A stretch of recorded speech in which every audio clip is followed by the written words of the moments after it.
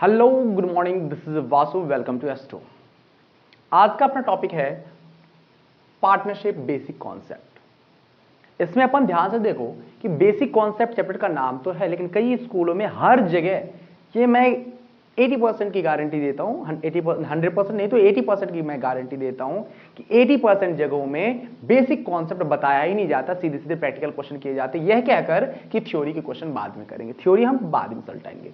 नहीं, basic concept तो आपको कॉन्सेप्ट क्लियर होना चाहिए। तो अपन शुरू करते, चलिए अपन टॉपिक का नाम है पार्टनरशिप बेसिक कॉन्सेप्ट, स्टार्ट करते हैं।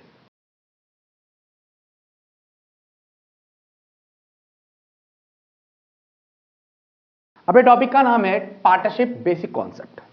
इसको हम ध्यान से देखना, इसे हम फंडामेंटल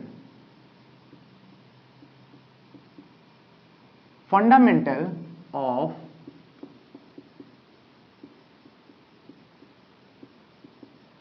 पार्टनरशिप भी कहते हैं, फंडामेंटल ऑफ पार्टनरशिप, क्योंकि सारा का सारा फंडा जो है इसी चैप्टर में है। अगर आप इस चैप्टर को मिस कर रहे हो तो गलती कर रहे हो। तो हम इस पूरे चैप्टर को आसानी से समझेंगे, बहुत बारीकी से समझेंगे। तो सबसे पहले हम स्टार्ट करते हैं कि यहां पर लिखा हुआ है पार्टनरशिप, तो हम ये समझेंगे कि पार्टनरशिप होता क्या है। तो ध्यान से देखना, partnership is a relation between two or more person who have agreed to share profit of the business carried by all or any one of them acting for all.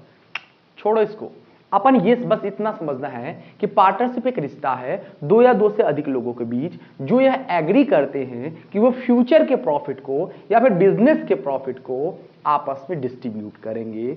Business सभी के द्वारा या फिर सबकी सहमति से किसी एक के द्वारा चलाया जा सकता है। आ रही बात समझ में?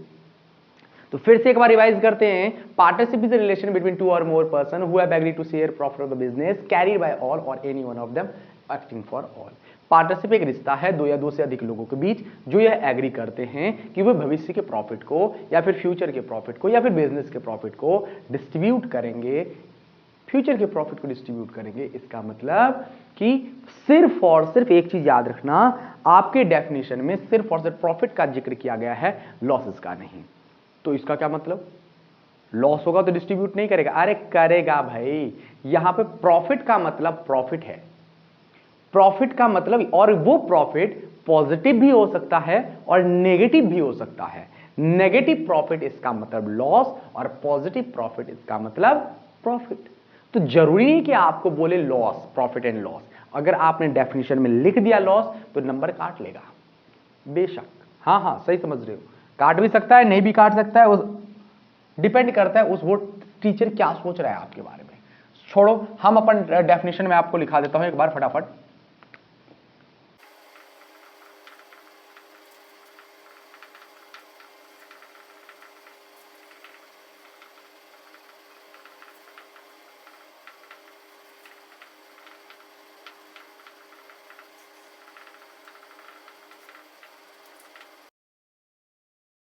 ध्यान से देखो, आपके पास ये डेफिनेशन है। According to Indian partnership act 1932 section 4, partnership is a relation between two or more person who have agreed to share profit of the business carried by all or any one of them acting for all.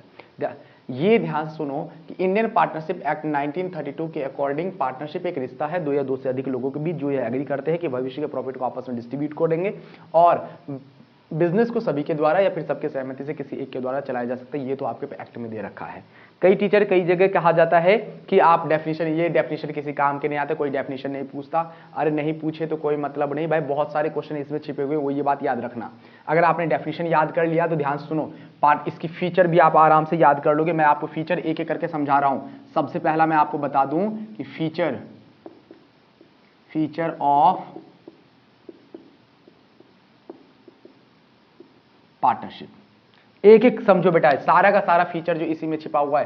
Question है, पहले मैंने formula लिखा है, according to Indian partnership act 1932 section 4, partnership is a relation between two or more person. और पहला feature ही यही है कि पहला फीचर है टू और मोर पर्सन। अब इसके बारे में समझो बेटा, पहला फीचर क्या है आपके पास? To or more person. दूसरा फीचर क्या है? एक एक चीज समझा देता हूं बेटा। दूसरा फीचर क्या है आपके पास कि to or more person who have agreed, तो इसका मतलब एग्रीमेंट। कैसा क्या होता है इसके बीच, पार्टनरशिप के बीच क्या होता है, एक एग्रीमेंट होता है। एग्रीमेंट कैसा होता है, तो वॉलेंट्री होता है। कैसा होता है, वॉलेंट्री होता है। तीसरा फीचर क्या है, एक एक फीचर समझेंगे, मैंने स्पेस इसलिए छोड़ रखा है। तीसरा फीचर है एग्रीमेंट टू शेयर प्रॉफिट, यानी कि प्रॉफिट शेयरिंग। प्रॉफिट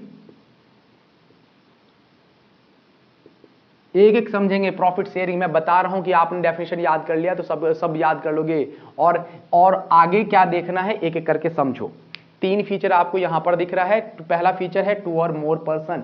इसका मतलब है कि मिनिमम पार्टनर कितने होना चाहिए इसमें, टू। मिनिमम कितने होने चाहिए, टू। अगर हम मैक्सिमम की बात करें तो मैक्सिमम, ध्यान से सुनो बेटा, मैक्सिमम अलग अलग जगह अलग अलग वे से पूछा जाता है, आपके क्वेश्चंस पे डिपेंड करता है। मैं एक करके समझा देता हूं, इससे रिलेटेड क्वेश्चन अगर आएगा तो आपको कैसे करना है। अगर क्वेश्चन में लिखा हुआ है according to Indian partnership act, अगर लिखा हुआ है क्वेश्चन में maximum according to Indian partnership act maximum number of partner will be, तो आप बोलोगे नन ऑफ दीज, क्योंकि इसमें मेंशन ही नहीं है नॉट, यानी कि पार्टनरशिप एक्ट 1932 सेक्शन 4 में मैक्सिमम नंबर ऑफ पार्टनर के बारे में कहा ही नहीं गया था। आ रही बात समझ में, तो आपका आंसर क्या होना चाहिए, नन ऑफ दीज। अगर नाम लिखा है according to Indian partnership act तो आपका आंसर क्या होना चाहिए, नन ऑफ दीज। दूसरा ध्यान से देखना, अगर क्वेश्चन में लिखा हुआ है according to company act, company act, अगर लिखा हुआ है according to company act, according to company act लिखा है, और या फिर लिखा है अकॉर्डिंग टू सेंट्रल गवर्नमेंट,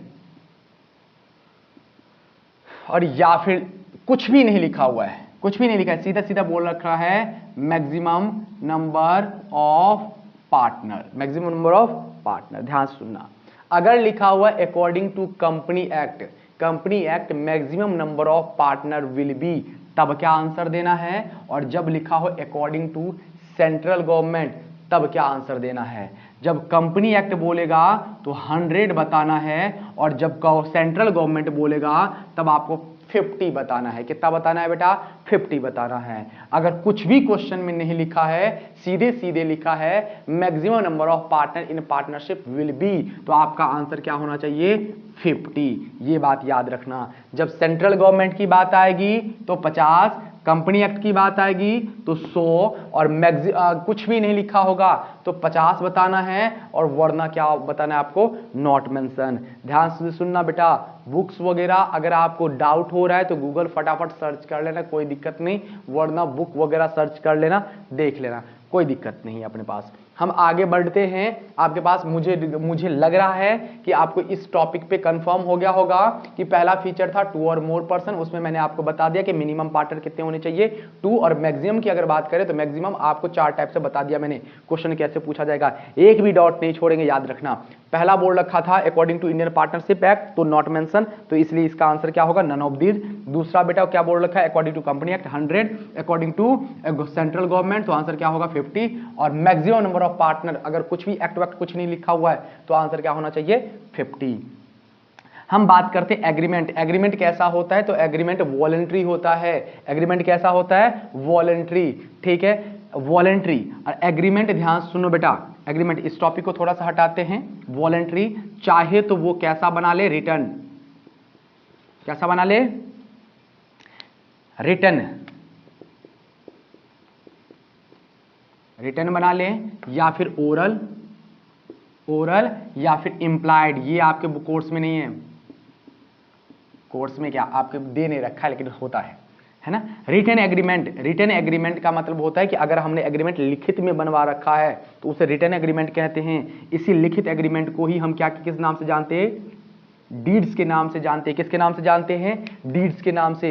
ये डीड्स क्या होता है हम आगे पढ़ेंगे, पहले ये जहां तक हो सकता है आज समझने की कोशिश करेंगे डीड्स। अब हम बात करते हैं किसकी, ओरल की बात करते हैं। मौखिक रूप से अगर आपने बात कर ली कि चलो ठीक है वहां पे फलाने जगह चोरी करने चलते हैं, और हम लोगों ने चोरी की और जितनी भी बांट लिया आपस में बांट लिया, तो ये सॉरी चोरी की बात कहां से आ गई, चलो कोई बात, रात का टाइम, रात में बना रहा हूँ ना मैं, भले मैंने गुड मॉर्निंग बोला और रात का टाइम है तो चोरी याद आती है ना, कोई दिक्कत नहीं। ओरल हो गया। तो कुल मिला के बात यह है कि ओरल एग्रीमेंट क्या होता है कि मौखिक रूप से आपने बनाया, लेकिन क्या होता है ओरल एग्रीमेंट में बाद में विवाद उत्पन्न होता है। विवाद उत्पन्न का मतलब डिस्प्यूट क्रिएट होता है, उस टाइम झगड़े होते हैं, कोर्ट में जाना पड़ता है। ओरल एग्रीमेंट हो गया। फिर हम बात करें इंप्लाइड की। ये इंप्लाइड क्या होता है? तो इंप्लाइड होता है इशारों में हम बातें करते हैं, इशारों हाय अच्छा और सब बढ़िया, इशारे को गलत मत समझना, बता रहा हूं एक बार, है ना, वो वाला इशारा नहीं। तो कुल मिलाकर बात यह है कि इशारों में अगर बात करते हैं तो उससे क्या होता है, एक एग्रीमेंट हमने कर लिया, कौन सा? इशारों वाला, जिसे हम इंप्लाइड के नाम से जानते हैं। ठीक है, ये आपके पास 2 था। अगर हम आगे चलते हैं, ध्यान से सुनो, तीसरा है आपके पास, तीसरा एग्रीमेंट होता है आपके पास, हमने आपको बताया था कि 2 or more person who have agreed to share profit, तो एग्रीमेंट बता दिया। तो तीसरा होता है प्रॉफिट शेयरिंग। क्या होता है? Profit sharing. इसका मेन मोटिव क्या होता है? मोटो की बात करूं तो मोटो यानी कि मेन मोटिव क्या होता है? तो प्रॉफिट शेयरिंग होता है। अर्थात मैं और आप, अगर मान के चलो कि मैंने और आपने एक क्या खरीदी, स्कूटी खरीद लिया, तो क्या ये पार्टनरशिप है? नहीं बेटा, स्कूटी खरीदना ये पार्टनरशिप नहीं कहलाता। लेकिन क्यों? इसके लिए एक बिजनेस होना जरूरी है। क्या होना चाहिए? कैरिड बिजनेस, कि ये भी याद रखना बेटा। क्या नेक्स्ट क्या था? चौथा क्या था? चौथा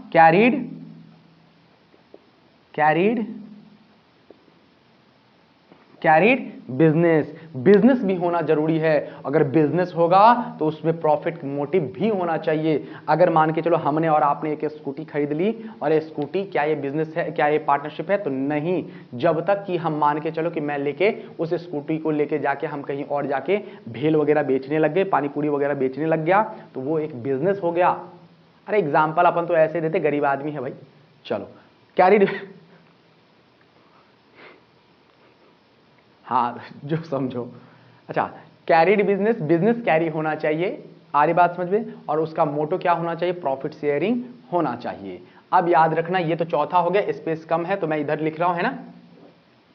चलो एक बार इसको इरेज ही कर देता हूं, राइट, इरेज कर देता हूं। फोर्थ क्या था? Carried business. क्या होना चाहिए बेटा? कैरिड बिजनेस होना चाहिए, बिजनेस कैरी होना चाहिए, और बिजनेस कैरी होगा तभी प्रॉफिट होगा बेटा। क्लियर? अच्छा, फिफ्थ की अगर बात करें, फिफ्थ तो अनलिमिटेड। इसकी लायबिलिटी कैसी होती? अनलिमिटेड नहीं, इसकी अनलिमिटेड होती है क्या? नहीं। अरे एक बार कंफर्म कर लो भाई। देखो, कंपनी में लायबिलिटी क्या होती है? लिमिट। यहां पे अनलिमिटेड। अनलिमिटेड कैसी होती है? अनलिमिटेड। अगर आप किसी, मान के चलो, हमने आपको नेक्स्ट पहले वीडियो में बता रखा है कि अनलिमिटेड लायबिलिटी होती है, अर्थात अगर आपके लेनदार हैं 5 लाख के लेनदार हैं, आप और कोई और बिजनेस कर रहे हो साथ में, अगर उसकी वो सिर्फ और सिर्फ 1 लाख रुपए ही मतलब दे पा रहा है, बाकी के 4 लाख वो आपसे लेगा। भले आप प्रॉफिट शेयरिंग रेशियो इक्वली क्यों ना कर रहे हो, लेकिन फिर भी वो पूरा का पूरा पैसा आपसे लेगा। तो हो गया ना अनलिमिटेड। अच्छा, इसलिए बेटा कहते कि पार्टनरशिप में कोई सा भी काम नहीं करना चाहिए। हमने किया था, मैंने खुद किया था भाई, लेकिन क्या करें। चलो आगे, नेक्स्ट है छठा पॉइंट, ये याद रखना बेटा। नेक्स्ट है रजिस्ट्रेशन। अब बहुत ही दुविधा वाली क्वेश्चन आती है, क्या सर रजिस्ट्रेशन करवाना जरूरी है क्या? रजिस्ट्रेशन करवाना जरूरी है? तो हम आप उसी पे बात कर रहे हैं। रजिस्ट्रेशन बेटा नहीं, वॉलेंट्री होता है। कैसा होता है? वॉलेंट्री होता है। रजिस्ट्रेशन कैसा होता है? वॉलेंट्री कैसे? आप चाहो तो रजिस्ट्रेशन करवा भी सकते हो, चाहो तो नहीं करवा सकते हो। तो सर नहीं करवाएंगे लोग, फालतू में पैसा खर्च क्यों करेंगे? देखो बेटा, तब यहां पे 2 सिचुएशन आती है। अगर आपने करवाया, कब आपको करवाना जरूरी होता है, कंपलसरी होता है, वो ध्यान से देखो। अगर if claim amount is less than ₹100 पहले था, अब इसे क्या किया गया बेटा? 500 कर दिया गया है। अगर क्लेम का अमाउंट 500 रुपए से कम है तो नॉट कंपलसरी। आ रही बात समझे? लेकिन if claim amount is more than ₹500, पहले 100 था, 4 अब 500, 500, तो वहां पे क्या होता है बेटा, कंपलसरी होता है। क्या होता है? कंपलसरी, याद रखना। अगर क्लेम का अमाउंट क्या है, जैसे कि आपने लोगों के बीच एक दो पार्टनर्स के बीच डिस्प्यूट अराइज हुआ, तो अगर डिस्प्यूट में कोई एक पार्टनर 500 रुपए से ज्यादा मांगता है तो उसका रजिस्ट्रेशन होना कंपलसरी है, तभी कानून केस लेगा, अदरवाइज नहीं लेगा।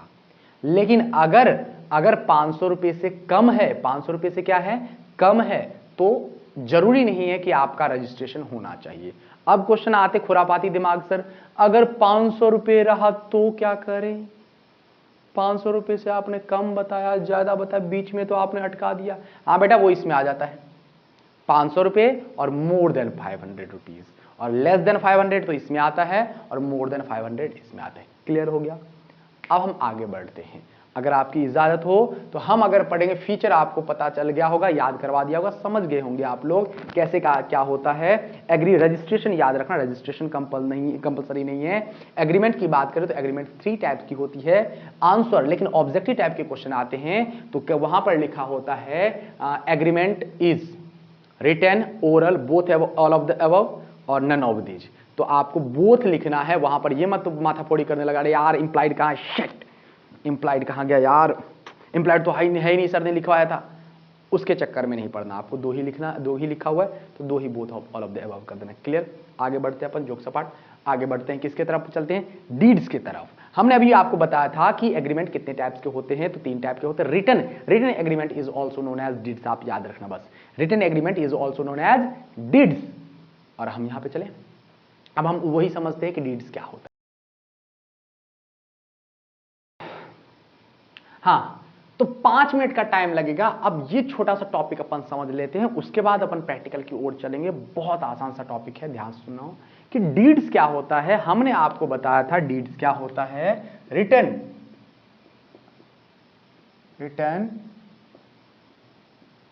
Agreement is also known as deeds. यानी कि अगर हमने इसको साझेदारी विलेख भी कहते हैं, क्या कहते हैं, साझेदारी विलेख भी कहते हैं। अगर हमने एग्रीमेंट रिटन में लिखा है तो जो जो चीज लिखा है उसे ही हम क्या कहते हैं, डीड्स कहते हैं। और जिस जिस चीज के बारे में हमने उसमें नोट लिखा है उसी को हम कहते हैं कंटेंट ऑफ डीड्स। तो सबसे पहला जो कंटेंट होता है वो होता है name and address of the partners, name and address of partners, नाम और पता किसी पार्टनर्स का। दूसरा है name and address of the partnership firm, यानी कि नाम और पता पार्टनरशिप फर्म का, कहां पे बिजनेस है और किस चीज का हम बिजनेस कर रहे हैं। पहला था name and address of partners, यानी कि हर एक पार्टनर्स का नाम और वो कहां रहता है उसका पता। और दूसरा है name and address of the partnership firm, यानी कि बिजनेस कहां कर रहा है और उस बिजनेस का क्या नाम है, वो होता है। तीसरा है कैपिटल कंट्रीब्यूशन, कौन से पार्टनर ने कितना कैपिटल लगा रखा है वो भी इंफॉर्मेशन उसमें लिखा हुआ होता है। नेक्स्ट है आपके पास interest on capital drawing and loan. Interest, अगर किसी पार्टनर्स ने कैपिटल लगा रखे हैं तो उसको इंटरेस्ट कितना दिया जाएगा। किसी पार्टनर्स ने पैसा निकाला है जिसे हम ड्राइंग्स के नाम से जानते हैं, उस पर इंटरेस्ट कितना चार्ज किया जाएगा। या फिर किसी पार्टनर्स ने आवश्यकता पड़ने पर लोन दिया है कैपिटल के अलावा तो उसे इंटरेस्ट कितना दिया जाएगा। ये सारी की सारी चीजें लिखी हुई होती है क्वेश्चन में। ठीक है, आ रही बात समझ में? अब नेक्स्ट है रेमुनरेशन ऑफ पार्टनर। रेमुनरेशन का मतलब है, सिंपल सी अगर मैं बताऊं कि रेमुनरेशन का मतलब है salary, commission, bonus etcetera etcetera. Salary, किस पार्टनर को कितना सैलरी दिया जाएगा अगर वो रेगुलर काम कर रहा है तो। किस पार्टनर्स को कमीशन कितना दिया जाएगा अगर वो सेल्स में प्रॉपर भाग ले रहा है तो। अच्छा, ऑब्वियस बात है, अकॉर्डिंग टू द डीड्स कौन पार्टनर कितना कंट्रीब्यूट करता है उसके हिसाब से सब कुछ दिया जाएगा। बोनस कितना दिया जाएगा, बोनस तो आजकल आता नहीं, फिर भी बता देता हूं कि बोनस कितना दिया जाएगा। ये सारी चीजें उसमें लिखी हुई होती है। याद रखना, आपको अगर याद नहीं है तो हमने यहां पर जो आपको लिखा है interest on capital, interest on drawing और इंटरेस्ट ऑन लोन, इसको आप अलग अलग करके भी लिख देते तो 8, 9, 10, 11 लाइन हो जाते कि नहीं बताओ। Interest on capital, interest on drawing, interest on loan. आ रही बात समझ में? दिमाग दिमाग दिमाग दिमाग जो आप लोग के पास थोड़ा सा है, यूज करो उसको आप बेटा। नेक्स्ट है आपके पास date of commencement of business. इसका मतलब होता है कि बिजनेस कब स्टार्ट हुआ, ये भी इंफॉर्मेशन लिखा होता है। याद रखना, बिजनेस कब स्टार्ट हुआ, 10 साल पहले, 15 साल पहले, किस डेट को स्टार्ट हुआ, वो बात कर रहा है, ना कि अकाउंटिंग पीरियड की। अकाउंटिंग पीरियड जो होता है उसका अलग इंफॉर्मेशन लिखा होता है कि हर एक बिजनेस का अकाउंटिंग पीरियड क्या है। जैसे कि आज मैं ये बिजनेस कर रहा हूं तो हो सकता है कि मैं अपने चॉइस अनुसार मैं अकाउंटिंग पीरियड कब रखूं, 1 अप्रैल से 31 मार्च तक, मैक्सिमम यही रहता है।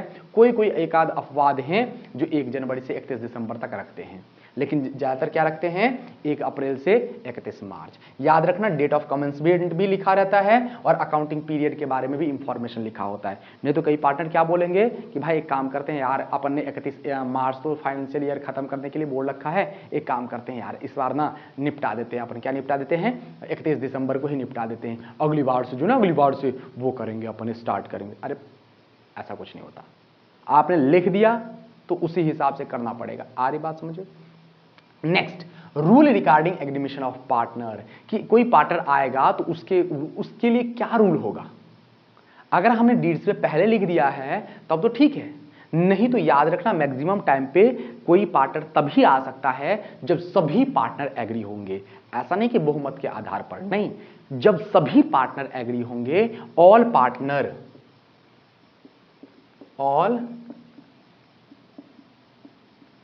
Partners agreed. अगर सभी पार्टनर एग्री हैं तभी क्या होगा, एडमिशन होगा, नहीं तो किसी भी नए पार्टनर को एडमिट नहीं किया जाएगा। आ रही बात समझ में। अब चलते, ध्यान सुनो कि ये था कंटेंट्स, डीड्स में हमने लिखा है, अगर हमने लिख दिया है तो। अब आता है क्वेश्चन, सर अगर हमने नहीं लिखा तो, या फिर कुछ चीजें छूट गई तो। अब अगर एक बात बताओ, हमारी बिजनेस आराम से चल रही है और हमें पता ही नहीं कि हमें लोन की आवश्यकता पड़ेगी, तो क्या हमने लोन के बारे में लिखा होगा क्या? नहीं। अगर हम लोग अमीर आदमी हैं, हम लोग को पता ही नहीं कि यार अमीर आदमी है, हमारे पास पैसे खूब हैं, हाँ, रईस है, तो हम उसके लोन के बारे में जिक्र ही नहीं करेंगे। फिर भी अगर, क्योंकि रिस्क है तो इश्क है ना, तो बिजनेस ही एक रिस्क है बेटा, तो बिजनेस में रिस्क है तो ऑब्वियसली कुछ भी हो सकता है। दैट्स वाई अगर आपको लोन लेने की आवश्यकता पड़ गई तो क्या। तो मेरे कहने का मतलब है कि कुछ चीजों के बारे में अगर आपने नहीं लिखा है या फिर आपने डीड्स ही नहीं बनाया है तो क्या होता है। तो देखो, rule applicable in absence of partnership deeds. अगर डीड्स नहीं है तो क्या रूल अप्लाई होते हैं। अगर आपने डीड्स नहीं बनाया है, किसी चीज के बारे में आपने नहीं लिखा है तो वो नहीं दिया जाएगा। लेकिन अगर आपने डीड्स ही नहीं बनाई है तो नथिंग टू बी अलाउड, यानी कि ना ही उसे सैलरी दी जाएगी, ना ही किसी पार्टनर को सैलरी दी जाएगी, ना ही किसी पार्टनर्स को कमीशन दिया जाएगा, ना ही किसी पार्टनर्स को बोनस दिया जाएगा, ना ही इंटरेस्ट ऑन कैपिटल दिया जाएगा। आ रही बात समझ में, कुछ भी नहीं दिया जाएगा। अलाउड का मतलब वो है, नथिंग टू बी चार्ज, इसका मतलब इंटरेस्ट ऑन ड्राइंग चार्ज नहीं किया जाएगा। बस इतना ही, बस इतना ही, जो मैं टिक लगा रहा हूं बस उतना ही, उससे ज्यादा नहीं आने वाला कुछ। आ रही बात समझ में। नेक्स्ट है इंटरेस्ट ऑन पार्टनर्स लोन। याद रखना कि कुछ भी नहीं दिया जाएगा, कुछ भी नहीं दिया जाएगा, ये सब कुछ भी नहीं। लेकिन अगर किसी पार्टनर्स ने लोन दिया था भाई साहब, तो याद रखना कैपिटल लोन नहीं होता, लेकिन अगर किसी पार्टनर्स ने लोन दिया है तो लोन लेने की आवश्यकता आपको कब पड़ती है, जब आपको बहुत जरूरी होता है, बहुत जरूरी होता है, तभी आप लोन लेने के लिए भागते हो, इंटरेस्ट देने पर मजबूर हो जाते हो। तो उस टाइम पे किसी पार्टनर्स ने आपको अगर मान के चलो पैसे दिए हैं एज अ लोन, तो उसको अगर डीड्स में लिखा है या नहीं लिखा है, फिर भी आपको 6% interest on capital, interest on loan देना पड़ेगा पर annum अकॉर्डिंग टू टाइम। आ रही बात समझ। अकॉर्डिंग टू के टाइम का मतलब है कि अगर 6 महीने के लिए दिया है तो 6 महीने के लिए ही, अगर 2 महीने के लिए दिया है तो 2 महीने का ही इंटरेस्ट देंगे। आ रही बात समझ में। इंटरेस्ट ऑन पार्टनर्स लोन देना कंपलसरी होता है, कुछ भी लिखा हो। सर अगर इंटरेस्ट ऑन कैपिटल अगर पार्टनरशिप में अगर 12% दिया हो तो भाई 12% देंगे। मैंने क्या बात करी है कि अगर इसके बारे में जिक्र ना करा हो तो भी हम 6% देंगे, अगर जिक्र नहीं किया है तो 6% देंगे, अगर जिक्र किया है तो कौन 12% के बदले 6% लेगा। आ रही बात समझ में। अच्छा, तो अब नेक्स्ट आते हैं कि शेयरिंग प्रॉफिट इक्वली, बाकी का बचा हुआ पैसा जो होगा वो पार्टनर्स क्या करेंगे, इक्वली डिस्ट्रीब्यूट कर लेंगे। क्या करेंगे बेटा, इक्वली डिस्ट्रीब्यूट कर लेंगे। इस पर किसी को और चर्चा करना है तो सुनो मेरी बात, कि पार्टनर्स ने अगर डीड्स नहीं बनाया है इंटरेस्ट ऑन लोन के बारे में, आपस में चर्चा नहीं करी है, तो 6% दिया जाएगा। क्यों, उसे ज्यादा देने, 6% से ज्यादा देना नहीं कानूनी रूप से बंद है। दे सकते हो आप अगर अमीर आदमी हो, लेकिन देते नहीं है, 6% दिया जाता है। क्यों, अगर कोई पार्टनर जिक्र कर नहीं मुझे तो ज्यादा चाहिए, तो डीड्स क्यों नहीं बनाया, डीड्स क्यों नहीं बनाया, तूने पहले कहने क्यों नहीं बात करी, हम 6% ही देंगे। क्यों, 6% से कम दिया तो तू केस कर सकता है और हम पे कानूनी कार्रवाई हो जाएगी, तो इसलिए हम 6% ही देंगे। कानून कह रहा है कि अगर कोई रूल नहीं बना रखा है, डीड्स नहीं बना रखा है, तो 6% ही देंगे। क्लियर, ये नॉर्मल चीजें हैं जो आप लोग को समझना है, और अगर आप चाहो तो इसे नोट डाउन कर सकते हो, स्क्रीनशॉट ले सकते हो। फिर हम मिलेंगे नेक्स्ट वीडियो में, नेक्स्ट एनर्जी के साथ, ठीक है। और इसी के हम क्या करेंगे, प्रैक्टिकल करेंगे। याद रखना, आपका हर रोज 2 वीडियो अपलोड हो रहा है, एक तो कंपनी का, एक पार्टनरशिप का। आप जितना ज़्यादा से अच्छा अगर आपको लग रहा है तो आप ज़्यादा शेयर करें, और सब्सक्राइब जरूर करें, सब्सक्राइब करना ना भूलें, ठीक है। मिलते हैं नेक्स्ट वीडियो के बाद, धन्यवाद।